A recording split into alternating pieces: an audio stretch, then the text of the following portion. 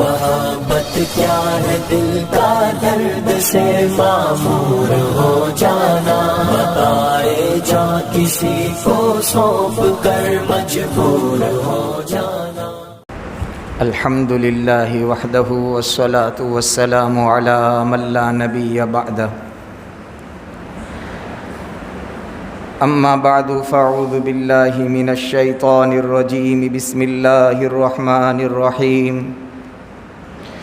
ولا یغتب بعضکم بعضا ایحب احدکم ان یأکل لحم اخیہ میتا فکرہتموہ واتقوا اللہ ان اللہ تواب الرحیم۔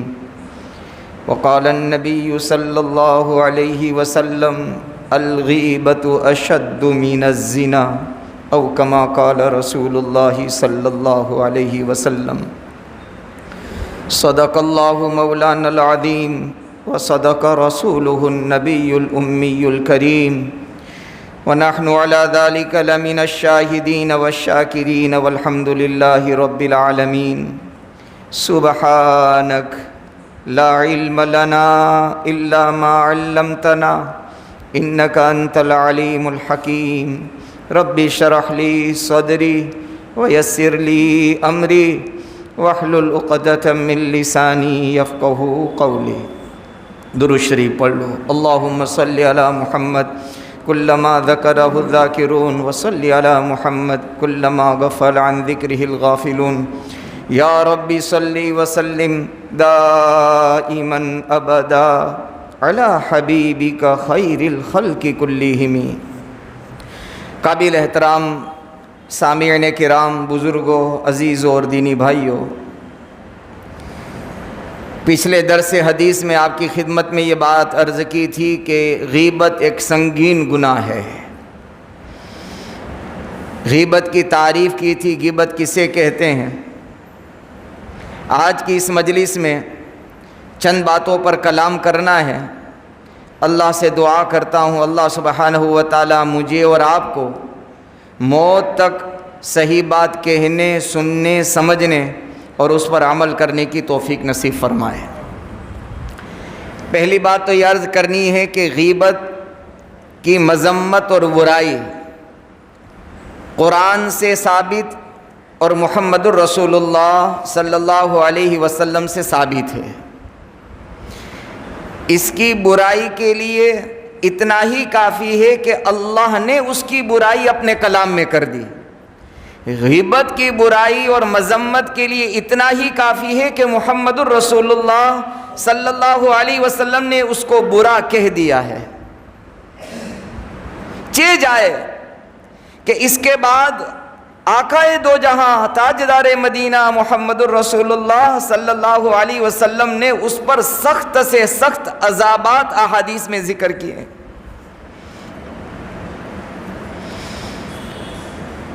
ایک روایت میں آپ فرماتے ہیں کہ غیبت تو زنا سے زیادہ سخت گناہ ہے۔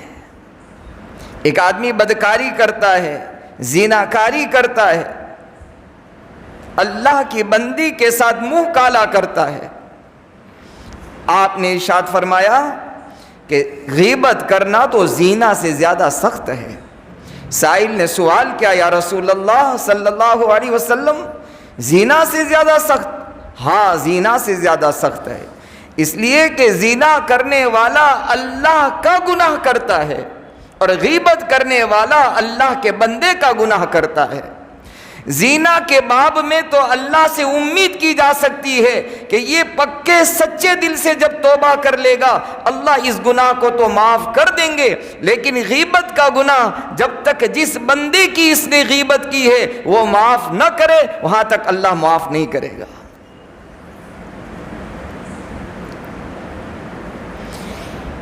ہماری مجلسیں، سب سے پہلے تو ہم اللہ کا اس بات پر شکر ادا کرتے ہیں کہ اللہ سبحانہ و تعالیٰ نے ایمان اور اسلام کی دولت دی، جس سے مجھے اور آپ کو یہ پتا چلا کہ غیبت اتنا سنگین گناہ ہے۔ ورنہ دوسرے مذاہب کے لوگ جو اس دنیا میں آباد ہیں، بس رہے ہیں، جی رہے ہیں، اللہ کی دھرتی پر اپنے زندگی کے دن کاٹ رہے ہیں، انہیں پتہ ہی نہیں ہے کہ غیبت کیا ہے۔ کوشش کریں. آپ نے فرمایا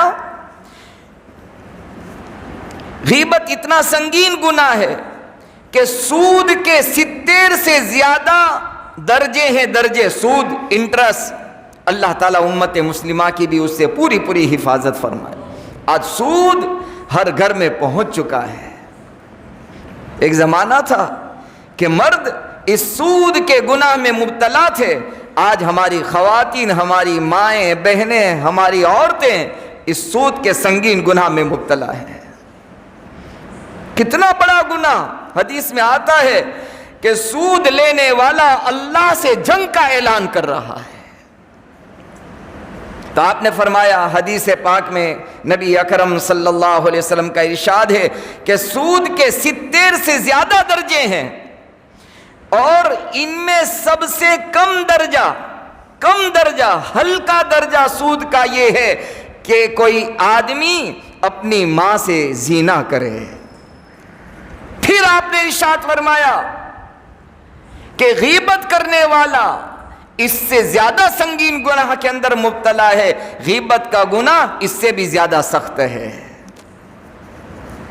سوچیں ہم کیا کر رہے ہیں.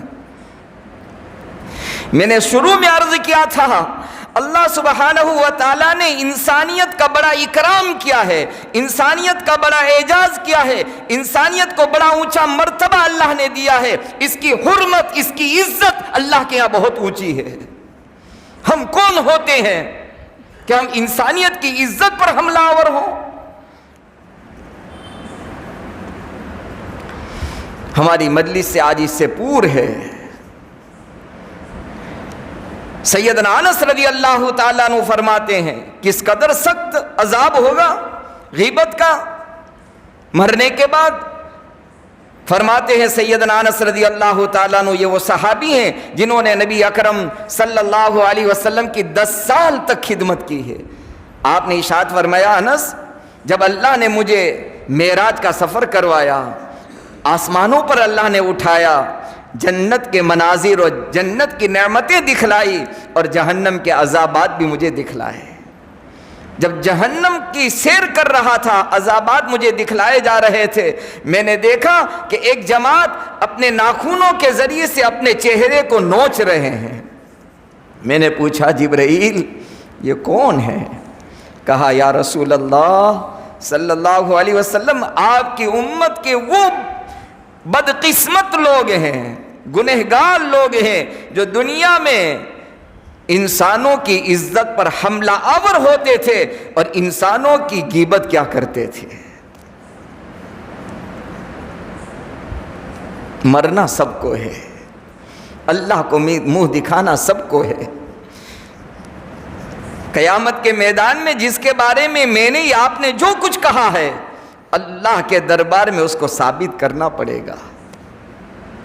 اور غیبت کے باب میں تو آپ نے یہ فرمایا غیبت اسے کہتے ہیں اس میں جو برائی ہے اس کو تم نے بیان کیا ہے، وہ غیبت ہے. اور غیبت میں کیا ہوتا ہے، غیبت سے آگے ہم ایک اسٹیپ اور بڑھ جاتے ہیں، ایک قدم اور آگے بڑھ جاتے ہیں. غیبت سے آگے بڑھ کر ہم تہمت لگانا شروع کر دیتے ہیں. جو چیز اس میں نہیں ہے اس کو بھی ہم بیان کرنا شروع کر دیتے ہیں. ایک روایت میں ہے کہ جہنم کے اندر 4 ایسے لوگ ہوں گے، 4 گنہگار ایسے ہوں گے کہ جن کے عذاب سے، جس کی تکلیف سے خود جہنم والے پناہ مانگیں گے، اے اللہ اس سے ہم کو چھٹکارا دے دے. خود تکلیف میں ہے لیکن اس کی تکلیف اور اس کا عذاب اس قدر سخت ہوگا، خود جہنمی اس سے پناہ مانگیں گے. ایک عذاب ہوگا، اس میں سے ایک قسم علماء نے لکھی ہے احادیث کی روشنی میں. ایک عذاب ایسا ہوگا پورا کا پورا صندوق اور تابوت آگ کا ہوگا، اور اس آگ میں ان گنہگاروں کو اور ان جہنم والوں کو اللہ عذاب دے گا، پورا آگ کا ہوگا. دوسرا جس سے جہنم والے کہیں گے کہ اللہ اس سے ہم کو چھٹکارا دے دے، ہمارا عذاب اتنا ہی زیادہ ہے کہ اس کے عذاب سے ہم کو تکلیف ہو رہی ہے. دوسری قسم وہ ہوگی جس کی اتڑیاں پیٹ سے باہر نکل رہی ہوگی اور وہ اپنی اتڑیوں کو گھسیٹتے ہوئے جہنم میں گھوم رہے ہوں گے. تیسرے جہنمی اور گنہگار وہ ہوں گے جن کے منہ سے خون اور پیپ نکل رہا ہوگا، اور چوتھے جہنمی وہ ہوں گے کہ جن کے جو جہنم میں انسانوں کا گوشت کھا رہے ہوں گے، جس کی بدبو سے خود جہنم والے پناہ مانگتے ہوں گے۔ فرمایا چوتھے والے وہ ہیں جو دنیا میں انسانوں کی غیبت کرتے تھے۔ اس لیے علماء نے لکھا ہے اگر 2-4 نفل نمازیں نہ پڑھی جائے تو کوئی فکر کی بات نہیں ہے، تسبیحات نہ پڑھی جائے کوئی فکر کی بات نہیں ہے، صدقہ خیرات زکوٰۃ کے علاوہ جو واجب ہے ہم پر، اس کے علاوہ صدقہ خیرات مجھ سے آپ سے نہ ہو، کوئی فکر کی بات نہیں ہے۔ ہاں البتہ یہ ہے کہ انسانیت کی غیبت، میرے اور آپ کے اپنے بھائیوں کی غیبت میری اور آپ کی زبان سے نہ ہو۔ قیامت کے میدان میں اللہ سبحانہ و تعالی ایک ایک کا حق دلوائے گا۔ کتنی محنت سے میں نے اور آپ نے نمازیں پڑھی، سخت سردیوں کے زمانے میں ٹھٹھرتے ہوئے ہم فجر کی نماز میں پہنچے ہیں، قیامت کے میدان میں غیبت کی وجہ سے یہ نمازوں کا ثواب اس کے حوالے کر دیا جائے گا۔ علماء نے لکھا ہے، احادیث کی روشنی میں حدیث میں آتا ہے کہ 2 طرح کے گناہ ایسے ہیں جس سے روزے کا ثواب ختم ہو جاتا ہے۔ روزے کی ذمہ داری اور فرض تو اتر گیا ہمارے سر سے، ہماری ذمہ داری تو اللہ نے پوری کر دی، لیکن اس کے ثواب سے اللہ محروم کر دیں گے۔ ایک غیبت اور ایک جھوٹ۔ حضرت شیخ نے فضائل رمضان میں واقعہ لکھا ہے کہ 2 عورتوں نے روزہ رکھا، پھر لایا گیا، قے کروائی گئی تو اس میں خون کے اور گوشت کے ٹکڑے نکلے۔ کہا حلال مال سے اس نے روزہ رکھا تھا اور درمیان میں اس نے حرام چیز کو اختیار کر لیا، مسلمان کی غیبت کر لی۔ سخت ترین گناہ ہے، اس سے اپنے آپ کو بچانے کی فکر کریں۔ بڑے سخت سخت عذابات احادیث میں آئے ہیں۔ مختصراً یہ کہ بھائی اس سے بڑا عذاب کیا ہوگا کہ اللہ اس سے ناراض ہو جاتے ہیں۔ گناہ کبیرہ ہے، شراب پینا جیسا گناہ، خنزیر کا گوشت کھانا جیسا کبیرہ گناہ، علماء نے لکھا ہے اس سے زیادہ سخت گناہ ہے انسان کی غیبت کرنا۔ کون پسند کرے گا خنزیر کا گوشت کھانا؟ ایک شرابی آدمی کو اچھی نگاہ سے نہیں دیکھا جاتا، اس سے زیادہ سخت گناہ ہے۔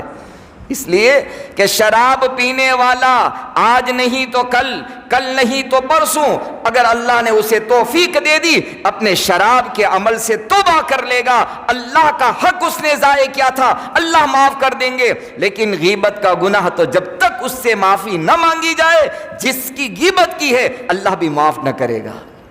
اتنا سنگین گناہ ہے۔ اس لیے کوشش کریں، عزم کریں، ہمت کرنے کی بات ہے بھائی، یہ تو ہاں بچنا ہے تو ہمت کرنی پڑے گی۔ جہاں اب اس کے بچنے کی شکل کیا ہے، اسی مجلس میں آج کی انشاءاللہ یہ غیبت کا عنوان مکمل کرنا ہے۔ عذابات آپ کی مذمت تو قرآن میں اس کی برائی بیان کی، احادیث میں بیان کی۔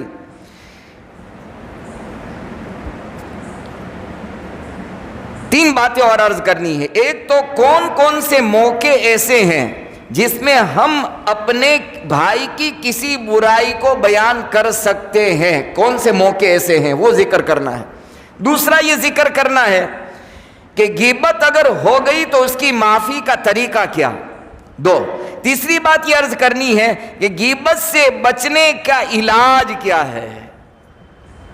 اگر ہم نے اپنے پلے سے باندھ لیا انشاءاللہ بہت نفع ہوگا۔ سب سے پہلے یہ سمجھیں کہ ایک آدمی ایسا ہے کہ جس سے کسی کو نقصان پہنچنے کا پورا خطرہ ہے، پورا یقین ہے اور اندیشہ ہے۔ مثلا ایک آدمی ایسا ہے اپنے گھر سے، میں ایک ایگزامپل اور مثال دے رہا ہوں، اپنے گھر سے کسی کو قتل کرنے کے ارادے سے نکلا کہ اس فلاں کو جان سے مار دینا ہے۔ آپ کو یا مجھے پتہ چل گیا، اب فوراً میں نے جس کے بارے میں یہ ارادہ رکھتا تھا وہاں اس سے پہلے پہنچ کر یا کسی اور ذرائع سے میں نے وایا میڈیا ان کو خبر پہنچا دی کہ یہ فلاں آدمی تیرے ساتھ برائی کا ارادہ کر رہا ہے، تو چوکنا رہنا۔ اس کی جو میں نے ان کے سامنے برائی بیان کی یہ غیبت میں داخل نہیں، کسی کو نقصان سے بچانا یہ غیبت میں داخل نہیں، ایک بات۔ دوسری بات، کسی نے اپنے بیٹے کا رشتہ کسی لڑکے کے ساتھ طے کروانے کے لیے بات ڈالی، پیغام پہنچایا۔ اب اس آدمی نے مجھ سے یا آپ سے اس لڑکے کے بارے میں صحیح جانکاری، صحیح انفارمیشن، صحیح حالات معلوم کرنے کے لیے مشورہ کیا۔ فلاں بچے کے بارے میں چونکہ آپ کا ربط ضبط کانٹیکٹ ہے، آپ ان کو جانتے ہیں، ان کے بارے میں چونکہ میری بیٹی کا رشتہ آیا ہے تو آپ ان کے بارے میں صحیح صورت حال اور صحیح بات مجھے بتائیں تاکہ میں کوئی ڈیسائیڈ کر سکوں، طے کر سکوں کہ میں اپنی بچی کا رشتہ دوں یا نہ دوں۔ اب مجھے اور آپ کو معلوم ہے کہ کوئی ایسی برائی ہے، کوئی ایسا عمل ہے اس کی زندگی میں جو آگے چل کر اس کے نکاح کے باب میں لائف کی اس کی زندگی کے اندر نکاح کے معاملے میں نقصان پہنچانے کی شکل ہو سکتی ہے، تو میں اس کی صحیح صورتحال اس کو بتا سکتا ہوں، یہ میرے لیے جائز ہے۔ یا یہ کہ ایک آدمی ایسا ہے کہ جو لوگوں کو دھوکہ دیتا ہے، آپ سے بھی پیسے لیے، آپ کو پیسے نہیں پہنچائے، اس سے لیے، اس کو نہیں پہنچائے، تیسرے سے لیے، بس اس کا کام ہی لوگوں کو دھوکہ دینا، فراڈ کرنا۔ اب آپ کو پتا چل گیا یا مجھے معلوم ہو گیا کہ یہ بندہ فلاں آدمی کے پاس دھوکہ دینے کے لیے تیاری کر رہا ہے، اس سے بھی پیسہ بٹورے گا، اس کو دھوکہ دے گا، آپ کو پتا چل گیا۔ یا یہ کہ کسی آدمی نے اس کے بارے میں آپ سے پوچھا کہ میں اس کے ساتھ لین دین یا کوئی معاملہ کروں کہ نہیں، آپ کو پتا ہے اس سے پہلے یہ کئی کو لوگوں کو دھوکہ دے چکا ہے، میں نے اور آپ نے اس کی صحیح بات اس کے سامنے پیش کر دی کہ بھائی یہ دھوکہ دیتا ہے، اس سے چوکنا رہنا، اس کا لین دین صحیح نہیں۔ لوگ آپ سے اور ہم سے پوچھتے ہیں کہ میں فلاں کے ساتھ ڈیل کروں کہ نہ کروں، آپ کو صحیح بات معلوم ہے۔ دیکھو یاد رکھنا، اللہ دیکھ رہا ہے، جو ہے وہ آپ کو کہنا ہے اور مجھے بتانا ہے، جو نہیں ہے وہ جواز اور جائز نہیں ہے میرے لیے کہ میں کسی کو بتاؤں۔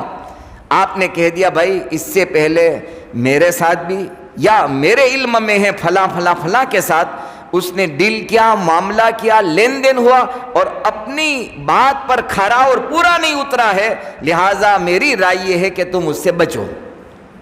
وہ غیبت میں داخل، لوگوں کو دھوکہ دینے، نقصان پہنچانے یا لوگوں کی جان کی حفاظت یا کسی نے رشتے کے بارے میں پوچھا ہے صحیح بات بتانا، یہ غیبت میں داخل نہیں ہے۔ لیکن پھر میں عرض کر رہا ہوں، میرا اور آپ کے دل کا حال اللہ جانتا ہے۔ اپنے دل کو ٹٹول لینا کہ میں اس کی غیبت کرنے کے لیے کہہ رہا ہوں یا اس کو آگاہ اور نقصان سے بچانے کے لیے کہہ رہا ہوں، دل کا حال اللہ جانتا ہے۔ یہ ہے جائز ہونے کی شکلیں۔ معافی کا طریقہ کیا ہے؟ اللہ تعالی ہمارے ماں باپ، ہمارے جو بڑے تھے، جو اگر زندہ ہیں، اللہ ان کی عمروں میں عزت صحت کے ساتھ برکت عطا فرمائے، جو دنیا سے جا چکے اللہ ان کی مغفرت فرمائے۔ آپ نے اور ہم نے دیکھا ہوگا جب 15ویں شعبان آتی تھی یا شب قدر، خاص کر 15 شعبان میں ہم نے دیکھا اپنی والدہ کو، جو ملنے کے لیے آتا مصافحہ کرتے اور ایک جملہ کہتے، کہا سنا معاف کر دینا۔ اب دیکھ لیں آپ، کہا سنا معاف۔ کہیں ہم باہر ہوتے، شعبان میں سفر میں اکثر رہتے تھے تو فون پر دعا سلام ہوتے تو کہتے بیٹا کچھ کہا سنا معاف کر دینا۔ یہ بڑا جامع جملہ ہوتا تھا، جو میں نے کہا یا میرا کہا ہوا آپ تک جو پہنچا ہے، آپ نے جو سنا ہے، یہ مجھے معاف کر دینا۔ ایک ترتیب تو یہ ہے، جب ہم ساتھ میں رہتے ہیں، ملتے جلتے ہیں، اٹھنا بیٹھنا ہے، رہن سہن ہے، ایسے مبارک مواقع پر ہم ایک دوسرے سے معافی صافی کر لیں۔ آج بھی ان بڑوں کے یہاں آج بھی ایسا ہے، 15ویں شعبان میں پابندی کے ساتھ مستورات تو بطور خاص یہ بات کرتی ہے، مصافحہ کرے گی اور کہا کہ کہا سنا معاف کر دینا۔ ایک بات۔ دوسرا طریقہ علماء نے لکھا ہے، حضرت مولانا محمد تقی عثمانی دامت برکاتہم العالیہ اس وقت پوری دنیا کے اندر ٹاپ لیول کے علماء میں ان کا شمار ہے، کئی مرتبہ ان پر حملے ہوئے، جان لیوا، اللہ تعالیٰ نے حفاظت کی، اللہ آگے بھی حفاظت فرمائے۔ وہ فرماتے ہیں کہ ہمارے بزرگوں کا، اور خود فرماتے ہیں میرے والد یعنی ان کے والد حضرت مفتی شفیع صاحب نور اللہ مرکزہ مفتی اعظم پاکستان اور صاحب معارف القرآن، کہا کہ جب میرے والد صاحب کو جب پہلا دورہ پڑا، یعنی دل کا اٹیک آیا، ہارٹ اٹیک جب پہلا آیا، اس کے بعد جب ہوش آیا تو پہلا جملہ یہ کہا، بیٹا تقی ایک معافی نامہ لکھ کر کے شائع کر دے، جن جن لوگوں کا حق مجھ سے ضائع ہوا ہے یا کسی کی مجھ سے کوئی حق تلفی ہوئی ہے، میں سب سے ہاتھ جوڑ کر معافی مانگتا ہوں، ایک معافی نامہ شائع کر دے۔ ہم بھی ایسا کریں، اللہ والے ایسا کرتے ہیں، باقاعدہ اعلان کرواتے ہیں کہ ہم اور آپ کیا ہیں، میرے اور آپ کے نبی، تمام نبیوں کے امام اور سردار محمد الرسول اللہ صلی اللہ علیہ وسلم نے اس دنیا سے جانے سے پہلے صحابہ کو جمع کیا اور کہا، اے میرے صحابہ سن لو، اگر کسی کا حق مجھ پر باقی ہو وصول کر لے، اور کسی کا حق مجھ سے ضائع ہوا ہو تو وہ حق بھی میں دینے کو تیار ہوں۔ ایک صحابی کھڑے ہوئے، یا رسول اللہ صلی اللہ علیہ وسلم، ایک مرتبہ آپ نے میری پیٹھ پر لکڑی ماری ہے، میں بدلہ لینا چاہتا ہوں۔ اللہ کے نبی علیہ السلام آگے آئے، کہا فرمائے میرے صحابی بدلہ لے لے، میری پیٹھ تیرے سامنے موجود ہے۔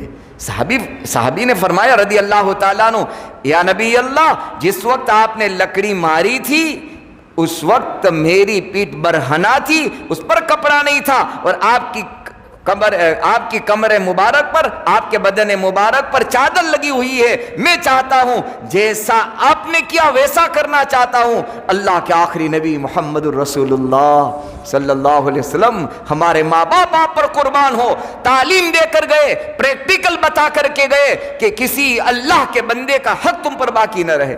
آپ نے اپنی چادر مبارک اٹھائی، کہا لکڑی دی، کہا میرے صحابی بدلہ لے لے، قیامت کے میدان میں میں بدلہ اور اس کا حق دینے کے قابل نہیں ہوں گا۔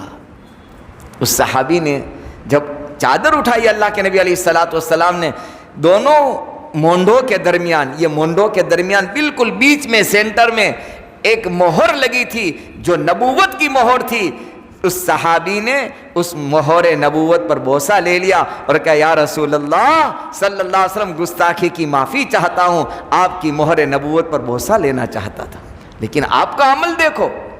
تو فرماتے ہیں ایک طریقہ یہ ہے کہ ہم جن جن کے بارے میں ہمیں پتہ ہے ڈائریکٹ ان سے بات کر لیں، معافی مانگ لیں۔ اگر ہمیں بہت ساروں کی ہم نے غیبت کی ہے، ایک موت سے پہلے دنیا سے جانے سے پہلے ایک معافی نامہ ضرور لکھیں کہ اگر مجھ سے آپ کے حق میں کوئی حق تلفی ہوئی ہو، حق ضائع ہوا، تو میں آپ سے معافی مانگتا ہوں۔ ایک طریقہ اللہ والوں کا یہ، حضرت تھانوی نے بھی یہ طریقہ اختیار کیا تھا، حضرت مفتی شفیع صاحب نے بھی یہ طریقہ اختیار کیا تھا۔ یہ طریقہ آسان ہے۔ البتہ کوئی ایسا بندہ ہے جس کی ہم نے غیبت کی اور دنیا سے چلا گیا، علماء نے لکھا ہے، کوئی گارنٹی کی بات نہیں ہے، علماء نے لکھا ہے اللہ سے امید کی جا سکتی ہے۔ کیا طریقہ ہے؟ کہا اس کے بارے میں کثرت سے زیادہ مغفرت کی دعا کرے۔ اللہ فلاں بندے کی میں نے بہت غیبت کی، آج دنیا سے چلا گیا ہے، اے اللہ تو اس کو معاف کر دینا۔ یہ طریقہ ہے، اللہ سے امید کی جا سکتی ہے۔ آخری بات، غیبت سے، یہ تو تھا معافی کا طریقہ، غیبت سے بچنے کا علاج کیا ہے؟ آسان علاج یہ ہے، جہاں غیبت ہوتی ہو دو ٹوک لفظوں میں ہم کہہ دیں، بھائی کیوں کسی کی غیبت کرتا ہے، کیا تجھے فائدہ؟ اولاً تو ہم کسی کی کوئی بات کرے ہی نہیں، سیدھی سادی بات، کیا فائدہ، ہم کیوں بات کریں؟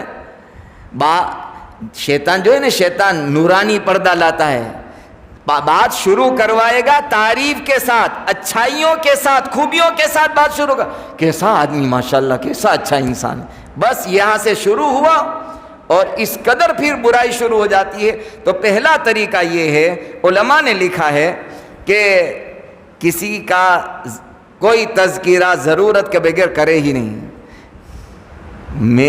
مجھے اپنے میں سے فرصت نہیں ہے، آپ کو اپنے میں سے فرصت نہیں ہے، کیوں ہم تذکرہ کریں؟ پہلی کوشش یہ کریں۔ البتہ اگر کسی جگہ ہم بیٹھے، کسی کا ذکر اور غیبت شروع ہو گئی، صاف لفظوں میں کہہ دیں کہ بھائی اس کا ذکر چھوڑو، اس کی غیبت چھوڑو، کیوں کسی کا تذکرہ کرتے ہو، اپنے کام میں لگے رہو، صاف ایک طریقہ۔ اگر اتنی طاقت نہیں ہے، چونکہ ہم عادی بن چکے ہیں، اگر اتنی طاقت نہیں ہے، لیکن ہمت کرنی پڑے گی آپ کو، مجھے بھی کرنی پڑے گی، اتنی طاقت نہیں ہے تو جہاں جو بات ہوتی ہے اس کا ٹاپک اور اس کا موضوع بدل دے، بات کو موڑ دے۔ کسی کی بات ہو رہی تھی، غیبت شروع ہو گئی، ارے چھوڑ یار، یا اس فلاں جو اپنا مسئلہ تھا اس کا کیا ہوا، سمجھے؟ یا یہ کہ کوئی ایسی بات لے آئے کہ جس سے اس کی غیبت کی بات مڑ کر کے موضوع بدل اور ٹاپک بدل کر کے دوسری بات پر لوگ چل پڑے جو غیبت نہ ہو، یہ دوسرا طریقہ۔ تیسرا طریقہ یہ ہے، یہ بھی نہ کر سکتا ہو، السلام علیکم، وعلیکم السلام، اپنی مجلس چھوڑی اور چل پڑے، خلاص۔ حضرت مفتی تقی صاحب نے لکھا ہے کتاب میں کہ بعض لوگ کہتے ہیں کہ اس سے تو کسی کا دل ٹوٹے گا، مجلس سے کھڑا ہو جاؤں گا دل ٹوٹے گا۔ حضرت نے لکھا ہے دل کے ٹوٹنا زیادہ اچھا ہے بنسبت اس کے کہ انسان کا دین ٹوٹ جائے۔ دل شکنی اچھی ہے، دین شکنی سے یعنی دین ٹوٹ جائے، شریعت ٹوٹ جائے، محمد الرسول اللہ کا فرمان ٹوٹ جائے، یہ اس سے زیادہ بہتر ہے کسی کا دل ٹوٹ جائے۔ مجلس سے ہم کھڑے ہو گئے، بھائی میں یہ نہیں سن سکتا۔ یاد رکھنا، غیبت کی مجلس میں شرکت کرنے والا، پچھلی مجلس میں نے کہا تھا، ایسا ہی گنہگار ہے جیسے کہ غیبت کرنے والے ہیں۔ خالد بن ربی، آخری بات عرض کروں مجلس کو ختم کرتے ہیں، خالد بن ربی تابعی ہے۔ تابعی کسے کہتے ہیں؟ جس نے صحابہ کو ایمان کی حالت میں دیکھا ہو، کتنے اونچا درجہ ہے تابعی کا۔ وہ فرماتے ہیں ایک مرتبہ ایک مجلس میں چلا گیا، لوگ بیٹھے تھے میرے دوست و احباب، میں نے بھی شرکت کی، تھوڑی دیر بیٹھا تو غیبت شروع ہو گئی۔ اب جب غیبت شروع ہوئی تو میں نے لوگوں کو منع کیا، لیکن لوگ مانے نہیں، اور میں اس مجلس سے اٹھ گیا، اپنا کچھ کام نمٹا کر واپس میں آیا تو وہ غیبت کی مجلس تو ختم ہو گئی تھی، اپنی پرسنل کوئی باتیں کر رہے تھے۔ تھوڑی دیر بیٹھا، پھر کسی کی غیبت شروع کی تو میں نے پھر منع کیا۔ اب یہ لوگ رکے نہیں، جب نہیں رکے تو بات چل پڑی۔ میری زبان، یہ خالد بن ربی تابعی فرماتے ہیں، میری زبان سے بھی 2-4 جملے اس کے بارے میں نکل گئے۔ بس پھر کیا تھا، جب میں رات میں گھر آیا ہوں، میں سویا ہوں، میں خواب میں دیکھتا ہوں ایک سیاہ حبشی، سیاہ فام، ایک حبشی دراز لمبا قد انسان میرے پاس آیا، سفید اس میں تشتری اور پلیٹ اس کے ہاتھ میں تھی، اس میں خنزیر کا گوشت تھا، اور اس قدر ڈراؤنی صورت تھی اس کی، میرے سامنے اس نے رکھا اور کہا خالد یہ سور اور خنزیر کا گوشت کھا۔ فرماتے ہیں میں نے منع کیا، میں مسلمان ہوں، خنزیر کا گوشت نہیں کھا سکتا۔ خالد تجھے پتہ نہیں ہے تو فلاں مجلس میں بیٹھا تھا، ایک ایمان والے کی غیبت ہو رہی تھی، ایمان والے کی غیبت کرنا اور سننا ایسا ہے جیسے کہ ایمان والے کا گوشت کھانا۔ اس نے مجھے اس قدر ڈانٹا، دھمکایا کہ میں ڈر گیا، میری یہ گدی پکڑی اور کہا کھا اسے۔ جب میں نے منع کیا، اس میں تشتری سے اس نے خنزیر کا گوشت اٹھایا، میرے منہ میں زبردستی ڈالا۔ فرماتے ہیں میں چبانے کی سخت ہمت میرے میں طاقت نہیں تھی، زبردستی میں چباتا رہا، اندر سے مجھے قے آ رہی تھی، الٹی آ رہی تھی، میں برداشت کرتا رہا، زبردستی مجھے ٹھوستا رہا، کھلاتا رہا، میرے میں ہمت نہیں تھی، بہت زیادہ میں تنگ آ گیا، میری آنکھ کھل گئی۔ فرماتے ہیں دھیان سے سنیں، توجہ سے سنیں، فرماتے ہیں اس کے بعد کی صبح سے لے کر پورے 30 دن تک چاہے میں ناشتہ کرتا، چاہے دوپہر کا کھانا کھاتا، چاہے رات کا کھانا کھاتا، ہر لقمے میں اسی خنزیر کی بدبو مجھے آ رہی تھی۔ 30 دن تک میرے گزرے ہیں ایسے۔ اس لیے اللہ سے پناہ بھی مانگنی چاہیے، توبہ بھی کرنی چاہیے۔ کسی کی عزت پر حملہ کرنا، ہاں البتہ کوئی آدمی ایسا ہے کہ جس کی برائی عام ہے، کھلے عام وہ شراب پیتا ہے، ساری دنیا جانتے ہیں کہ وہ شرابی ہے، اور اس سے اس کو کوئی فرق پڑتا نہیں ہے، سب جانتے بھی ہیں اور کھلے عام شراب پیتا ہے، بھائی وہ تو شراب پیتا ہے یار، اسے چھوڑ دو، اس کا کہہ دیا یہ گناہ۔ ہاں البتہ شرابی ہونے کے علاوہ کوئی اور گناہ ہے جس کو دنیا نہیں جانتی، اس شرابی کے ساتھ اس کو ہم نے لگا دیا گناہ کو، بتا دیا لوگوں کو، تو یہ غیبت ہو جائے گی۔ لہٰذا کوشش کریں ایسی مجلسوں کے اندر اپنے آپ کو بچانے کی کوشش کریں، مجلس سے اٹھ جائے، صاف منع کر دیں، یا بات کا رخ اور بات کا ٹاپک اور موضوع بدل دیں۔ بہت ساری طریقے علماء نے لکھا ہے۔ اللہ سے دعا ہے اللہ سبحانہ و تعالیٰ اس سنگین گناہ سے میری، آپ کی، پورے امت مسلمہ کی پوری حفاظت فرمائے، آمین۔ وآخر دعوانا ان الحمدللہ رب العالمین۔ اے اللہ ہمارے گناہوں کو معاف کر دے۔ تیرے کتنے بندوں کی عزتوں پر ہم نے حملے کیے، بہت سارے زندہ ہیں اور بہت سارے چلے گئے۔ جو چلے گئے اللہ ان کی مغفرت فرما، جو زندہ ہے ان سے معافی مانگنے کی توفیق عطا فرما۔ اللہ تیرا کرم ہے کہ تو نے ایمان دیا، اسلام دیا، نبی کی غلامی دی، ہمیں پتہ چلا غیبت اتنا بڑا گناہ ہے۔ اے اللہ اس سے بچنے کی توفیق عطا فرما۔ اے اللہ آج تک کی ضرورت آپ نے پوری کی ہے، آئندہ آپ ہی پوری کرنے والے ہیں۔ ہماری دنیا آخرت کی سب سے بڑی ضرورت ہدایت ہے، ایمان اور اسلام ہے۔ اللہ موت تک ہدایت، ایمان اور اسلام کی دولت سے مالا مال فرما، اور ایمان کے ساتھ آپ کی ملاقات ہمیں مقدر فرما۔ اے اللہ اس مجلس میں تیرے بندے اپنی اپنی ضرورتیں لے کر بیٹھے ہیں، جن لوگوں نے ہمیں کہا، لکھا، سنا، متمنی متوقع ہیں، یا اس پر ہمارا حق ہے، یا کہنا چاہ رہے تھے نہیں کہہ سکے ہیں، اے دلوں کے راز اور بھید جاننے والے اللہ، ساری دنیا سو جاتی ہے، رات میں تو آواز دیتا ہے۔ اے اللہ ان کی ضرورتیں تیرے سامنے ہیں، اے اللہ دنیا آخرت کی تمام ضرورتیں اپنے خزانے سے پوری فرما دے۔ وصلی اللہ تعالی علی رسول خیر خلقہ سیدنا محمد وعلی آلہ وصحبہ اجمعین برحمتک یا ارحم الراحمین۔